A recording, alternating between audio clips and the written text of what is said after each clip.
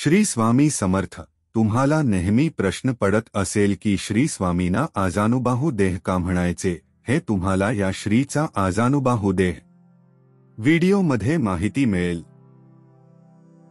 श्री स्वामी समर्थ प्रत्यक्ष कसे वागत, कसे दिसत व कसे चालत याबद्दल वाचकांना कुतूहल असणे स्वाभाविक असल्याने आपण श्रीच्या रूपवर्णनाकडे वळू।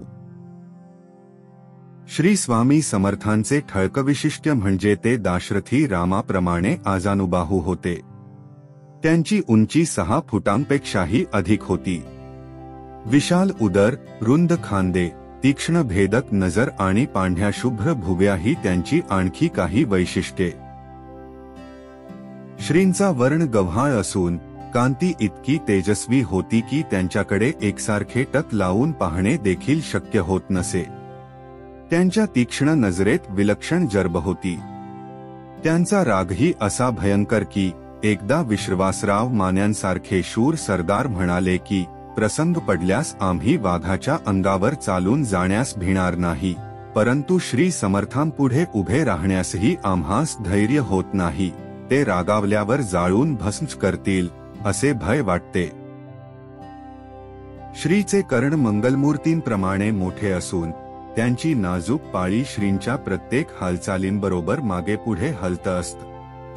हसताना पोट धरून हसण्याची सवय असून बोलणे अल्पसे। बोलणे बहुधा मराठी किंवा हिंदीतून होई। त्यांची काया जुनाट वाटत असली तरी उत्साह तरुणाला लाजविणारा असा होता।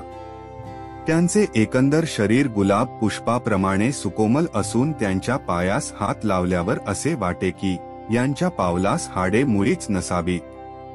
त्यांच्या कपाळी चंदनाचा भव्य टिळा, गळ्यात तुळशी वा रुद्राक्ष यांच्या माळा असत। त्यांचे सेवेकरी त्यांना कौपीन नेसवीत, डोक्यावर जरीची कानटोपी घालीत आणि अंगावर शाल पांघरीत, परंतु कोणत्या क्षणी स्वामी महाराज या सर्व वस्तू फेकून देऊन दिगंबर बनतील याचा नेम नसे।